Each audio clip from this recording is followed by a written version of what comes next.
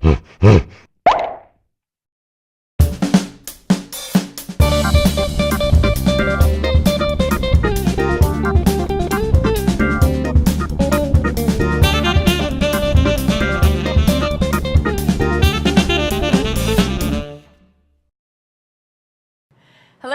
welcome to In the Den with Dr. Jenn, an open-minded and tasty place for females to explore sexuality in a comprehensive manner and start thinking about female sexuality outside the box. In the Den today, we have William Van Vechten. William is a member of the Association of Certified Sexological Bodyworkers and is also a member of the Association of Sexual Energy Professionals. William is in his 12th year practicing Tantra, yoga, and meditation, and has been initiated as a Tantric Priest. He created the website ConsciousLoving.com in 2002 in order to share his vision of how relationships can be improved, and has also written numerous advice columns and articles. Using a variety of modalities, William works with individuals, couples, and groups as a relationship coach and somatic sex educator. No, that's a lot of work in the sexuality field, but I know you've been new to that in the past 10, 15 years or so. So I'm curious, what key factors led you to the work that you're doing now around sexuality? Well, it's a great question. There are a lot of things that have brought me to this place, but I think the main ones are that as I grew up myself and matured and healed myself sexually and learned more about sexuality, I realized that our culture just doesn't really teach people very much about sexuality. And so it really became a passion of mine to help to share that information with as many people as I can, to help them have a more healthy and full and rich sexual life. So that's a big shift, though, to commit yourself to that as a career. So it was your personal growth that led you to then want to spread that word to other people? Yes, really. Yeah, that's what it was. My realization that sexuality was so much more than I was taught that it was, or maybe I wasn't taught. Right, or the silence around it, right? Right, yeah. Exactly. Okay, so in your work, what have been the most surprising realizations, specifically around female sexuality, since that's what we talk about in the Den?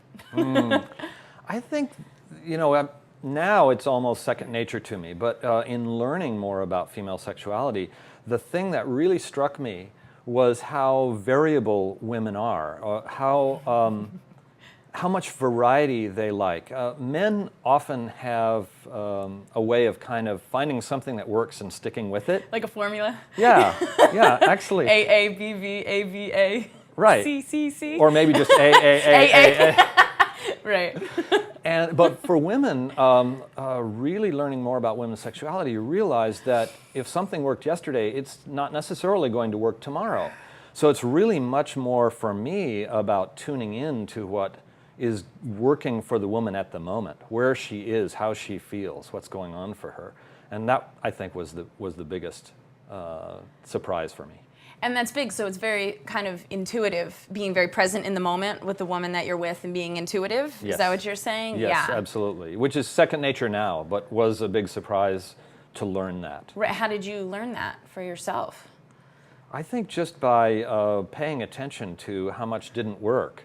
And for me, a lot of times early on, I kind of thought maybe it was her problem, until I realized there was a pattern here, and maybe it was something that I wasn't doing or something that I was not aware of. Right, and that you were the common denominator. Yeah. The problem always being there, which is awesome that you were open enough and vulnerable enough to see that in yourself. So, okay, so if for the heterosexual women out there, what do you think would be particularly valuable for them to know about men, sexually, relationship-wise, whatever?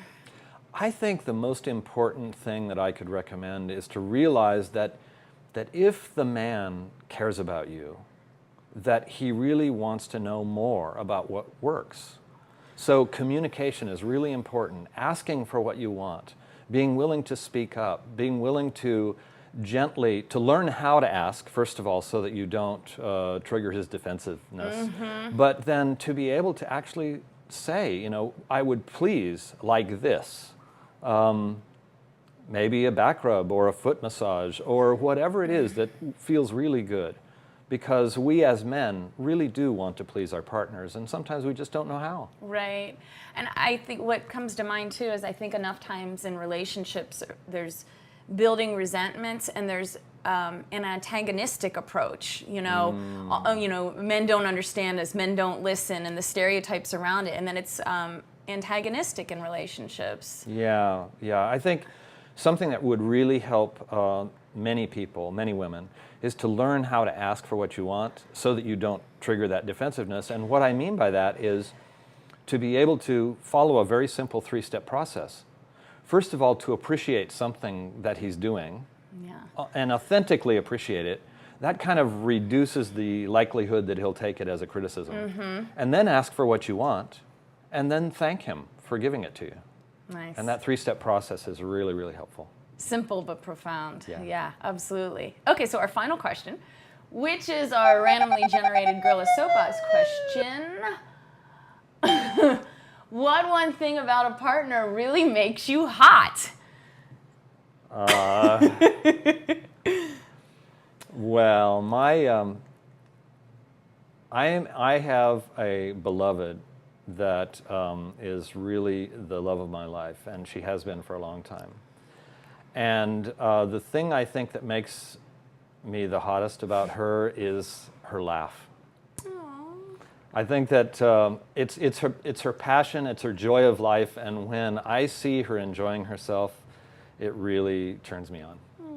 That's awesome. Thank you. Thank you so much. You're welcome. And if you'd like to learn more about what William does, check out his website, Honoring the Body, here.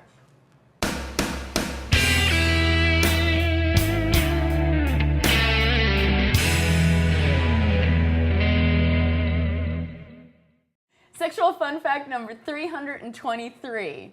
This is a 2-part sexual fun fact that is compliments of William. So what percentage of couples make eye contact during sex? Good question. 15%. Huh. Well, what percentage of couples make eye contact during orgasm? 5%. Do you think there's something wrong with that? Well, I think there's a really fantastic opportunity for tremendous connection if you look in each other's eyes during sex or during orgasm. No doubt.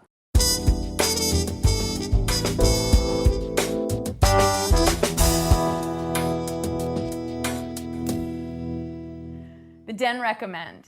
This Den Recommend is also compliments of William. This is one of his favorite books, Passionate Marriage, Keeping Love and Intimacy Alive in Committed Relationships, by clinical psychologist and sex therapist David Schnarch. His main emphasis is on the concept of differentiation. Simply put, differentiation is standing up for what you believe in and not allowing fear, overreactions, or assumptions to put distance between you and your relationship. Many people have secrets that they're afraid to share with their partners, and that can ultimately undermine a relationship. He provides strategies and real-life examples that are powerful and potentially life-altering in helping couples find lasting satisfaction with each other.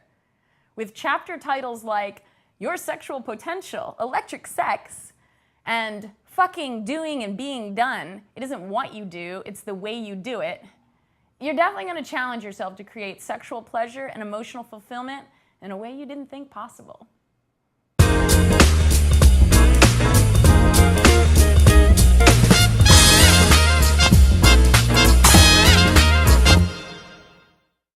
What's that word?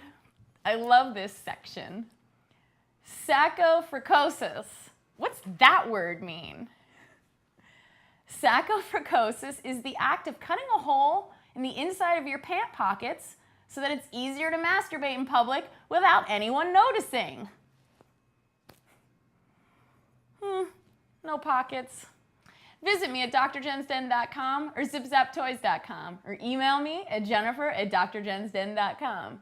And if you're a woman who's interested in greater passion, relationship satisfaction, and self-love in your life, get in touch with me so we can see how we can work together for your happiness and sensual growth.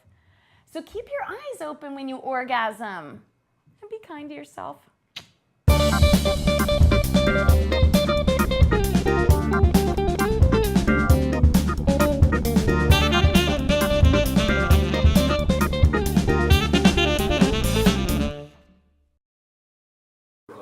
I was conscious of it. When I was talking to him, I'm like, oh, my bra strap's showing. And I was like, that's okay. It's pink and it's pretty.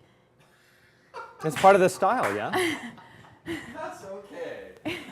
Oh, that's going to be a outtake now. Son of a bitch.